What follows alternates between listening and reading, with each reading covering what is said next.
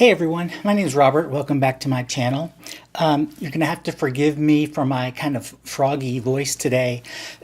I realized this morning that I haven't done any videos in a little bit, and I don't think I've actually talked to a real person in a while, just electronic communication. So my voice is kind of stale, and I've noticed I'm almost hoarse this morning. Today I'm here to do the 12th of the read-alongs series. This one is the last technically from July that I'm catching up on, and it's the nonfiction title called The Return, Fathers, Sons, and the Land in Between by Hisham Matar. I don't know if anybody else actually read this one along with me this month, which is a shame because I think this is a really good memoir. And if you like memoirs at all, this is one that I think you should read. One of the things that makes this particular memoir so interesting is that Hisham Matar is also a novelist. He's from Libya originally, although he was born in New York. His father was a diplomat for Libya. And he wrote two novels. One is called In the Country of Men, and the other one is called Anatomy of a Disappearance. And both of them deal with the kinds of themes that he's also talking about in this memoir. The idea of loss, the idea of separation, of trying to navigate one's way through the shadow of a very powerful activist father who's absent. And so we see a lot of that in this memoir as well. But the memoir reads very much like a novel. His prose is beautiful and even plays with chronology in this memoir as he does in novels, jumping back and forth in time. And it can be a little confusing because there's a fairly large cast of characters in this memoir. But for the most part, I think it all comes together as you get further into it. And it's not particularly long. It's the story of Jabala Matar, who is Hisham's father. He was a leading dissident in Libya. He was a diplomat for a long time. And then after Gaddafi overthrew King Idris and took over and became dictator, Jabala Matar was seen as an enemy of the state.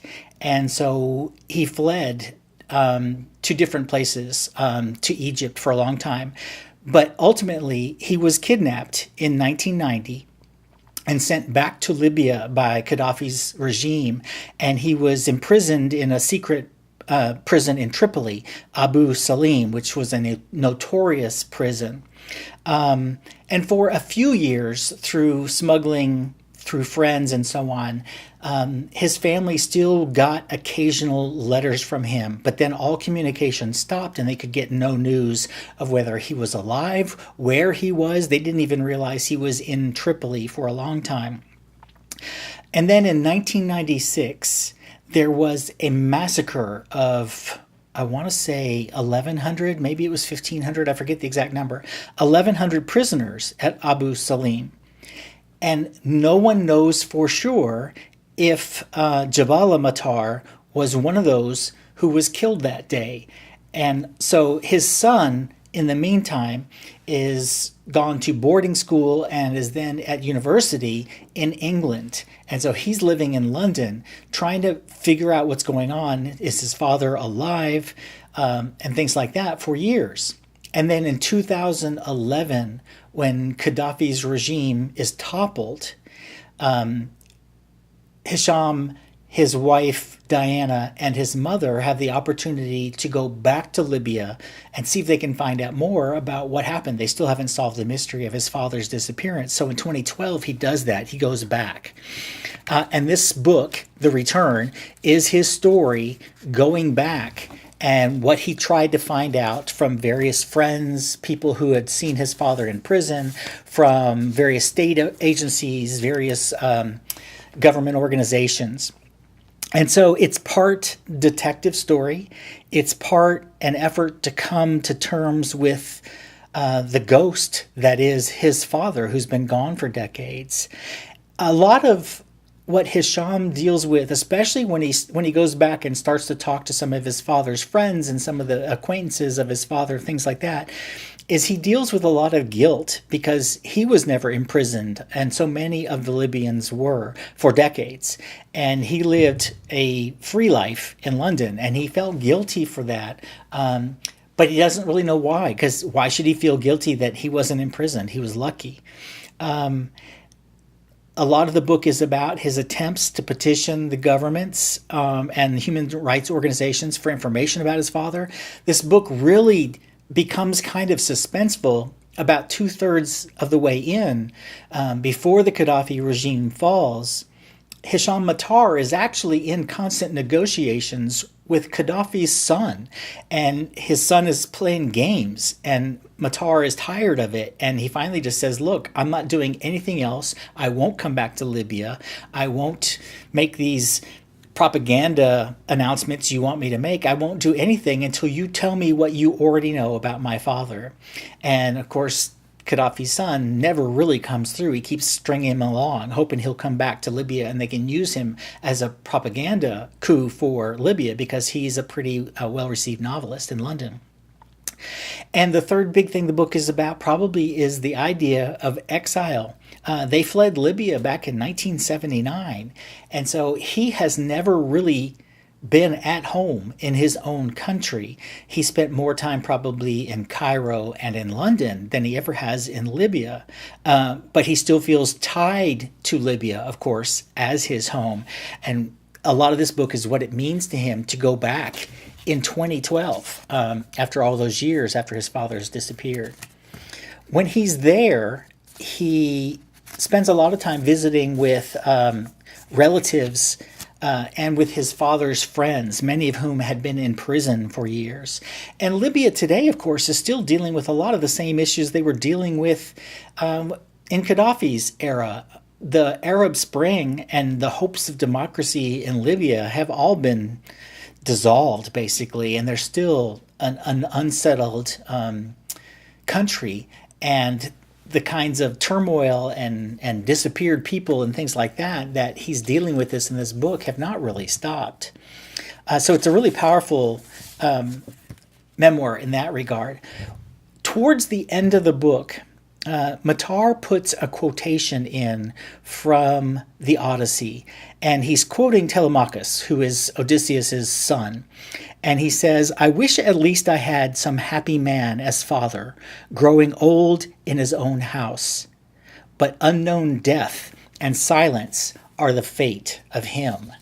And that, of course, is exactly what he's dealing with here. His father would not take the easy way out. He was a dissident. He would constantly create problems for Gaddafi's regime because he didn't believe in it, and he was willing to take the punishment. And when they were in prison, and there was a riot at one point, and they were torturing and questioning some of the prisoners. And as they would walk by his cell, he reportedly would say, "Tell him Jabal Matar did it. And tell him I did it." You know, he would take the blame for anything to try to make it easier for his fellow prisoners and for his fellow countrymen. So it's a beautifully written, very quick to read memoir. And I had not heard anything about it other than it was the winner of the Pulitzer Prize, and which is why I put it on my list. And so that's what we're going to read. That's what I decided to read this month, and it was really enjoyable. I've been reading a lot of the Pulitzer Prize finalists and winners in nonfiction, and for the most part, I've been very happy with almost all of them. Okay, so where do we go next? We are into the August cycle of books now. I am currently reading the 100 Essential Novels selection for the month, which is Zora Neale Hurston's Their Eyes Were Watching God. I've read this several times, many times. I've taught it several times, and I'm rereading that now, and I'll probably be done with that in a day or two. So hopefully my next read-along video will just be in a couple of days, and I can kind of get us back a little bit closer to the actual schedule. The next read after Their Eyes Were Watching God will be from the 100 Great Books list, and that is Charles Dickens' Hard Times. And I bought, not too long ago, the English the Penguin English Library, the British edition of this. I love those editions. And of course, like an idiot, it's in a box in storage, and I won't get it until I get back into my new house. So I'm gonna have to go to the library and check one out, or try to get one electronically. I'm actually having to read Their Eyes Were Watching God as an ebook because my copy is packed away somewhere. So I wasn't very strategic in which books I decided to leave out. Okay, so those are the next two reads. The backlist, the 20th century backlist title that we'll be reading next is Anne Tyler's Celestial Navigation, a novel I've never read before, but I've read several by Anne Tyler, and I really like her writing style, so I'm looking forward to that. And so that brings us to the next title for nonfiction, which is going to be Wendy Warren's book, and this was a finalist for the Pulitzer Prize. It's called New England Bound: Slavery and Colonization in Early America. And as I said, it's by Wendy Warren. So that will be in 4 weeks, or roughly 4 weeks. New England Bound: Slavery and Colonization in Early America. Okay, there you have it. I've read quite a bit over the last 10 days or so, but I didn't do a Friday Reads video. Maybe I'll do a Friday Reads video midweek this week to try to catch up on some of the things that I've read, because I've read some really good books lately, and I'd like to share some of that with you. But as far as the read-alongs go, that's where we stand. Another couple of days, and the Zora Neale Hurston video will be up, and we'll be a few days closer to back on the normal schedule. By the end of August, I hope to be back on track with our usual rotation of books. Okay, everybody, I hope you're having a great week, or at least the start of your week has gone well. I'm going to go get some food, edit this, and get it up this afternoon, and then run some errands this afternoon, and maybe by then my voice will be back to normal. It's embarrassing that people ask you why you're hoarse, and the answer is because you haven't said anything for a few days. But that's just the way my voice goes. All right, I'll talk to you again very soon. Bye, everybody.